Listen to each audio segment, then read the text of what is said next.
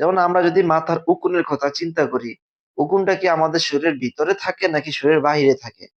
অবশ্যই শরীরের বাহিরে থাকে, তাহলে সেটা কি বহিঃপরজীবী। তাহলে অন্তঃপরজীবী কোনটা? যে প্রাণীগুলো আমাদের শরীরের ভিতরে থাকে, যেমন কৃমি। এই কৃমিটা কি অন্তঃপরজীবী, কারণ এই কৃমিটা আমাদের কোথায় থাকে? শরীরের ভিতরে থাকে।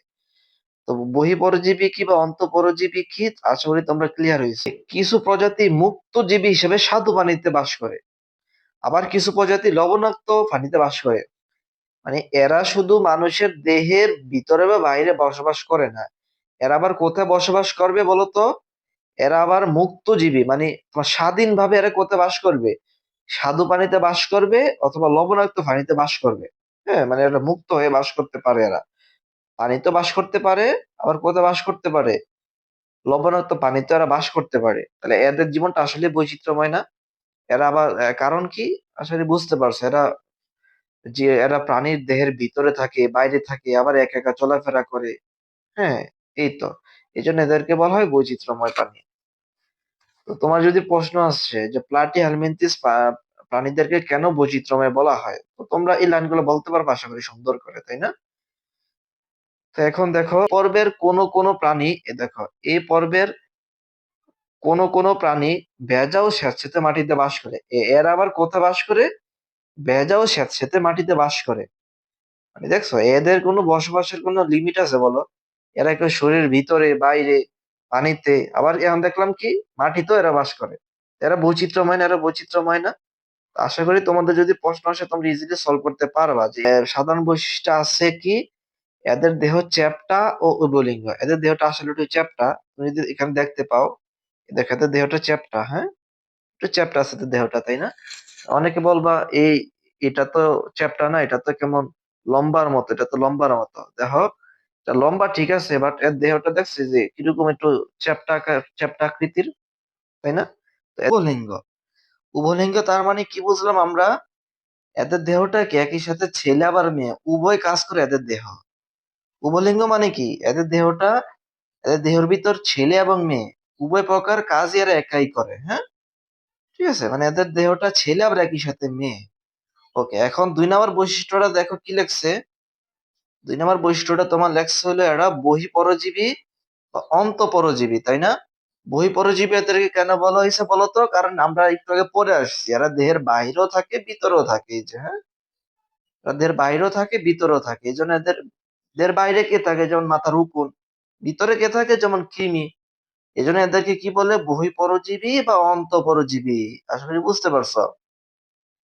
এখন আমরা শিখবো কি, এই যে দেহ, 3 নম্বরটা, দেহ পুরো কিউটিকল দ্বারা আবৃত। এখন অনেকের মনে প্রশ্ন জাগতে পারে যে ভাইয়া পুরো কিউটিকল কি, তাই না? আচ্ছা শোনো, পুরো কিউটিকল হলো তোমার এই যে এদের যে দেহটা, এদের দেহে যে চামড়া, চামড়ার উপর একটা আবরণ থাকে, ওইটারে বলে পুরো কিউটিকল। ওইটার কাজ কি? এদের দেহটাকে তোমার বিভিন্ন কাটাছেঁড়া বা চলাচল যখন করবে, তখন চলাচল করার সময় যদি কোনো কিছুর ভিতর লেগে, যাতে এদের দেহটা ছিঁড়ে না যায়, কেটে না যায়, এটার জন্য এদেরকে সাহায্য করে কি পুরো কিউটিকল। পুরো কিউটিকলটা তাহলে কিসের অংশ? চামড়ার উপরের অংশ। কারণ কি, তো এই পুরো কিউটিকলটা কি করে তাহলে?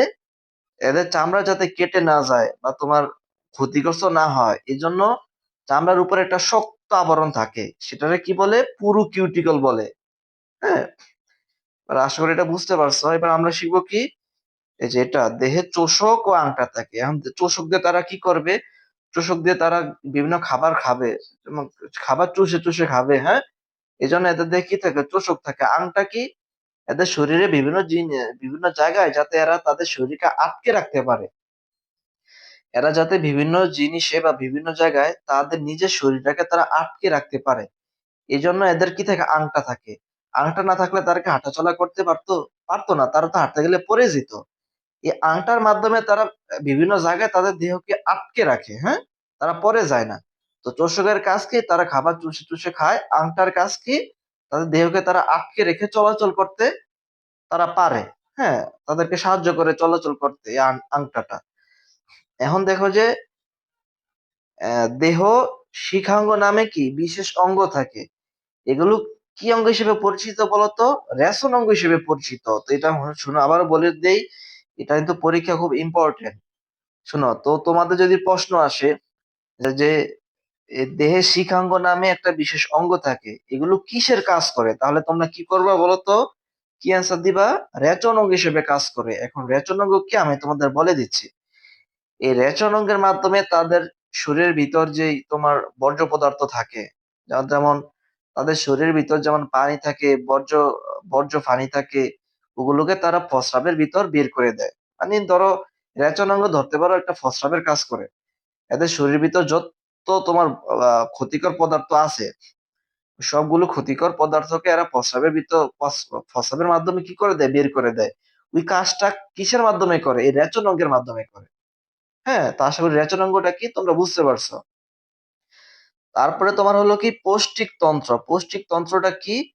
যে যার মাধ্যমে কি হয়, যার মাধ্যমে তারা খাবার খায়, খাবার হজম হয়। হ্যাঁ, আবার খায়, এটা হলো তোমার কি পৌষ্টিক তন্ত্র। মানে যেখানে খাবার হজম হয়, খাবার যেখানে তারা খাওয়ার পরে খাবার যেখানে গিয়ে পৌঁছায়, এগুলো পৌষ্টিক তন্ত্র। এদের শরীরের ভিতর কোনো পৌষ্টিক তন্ত্র নেই।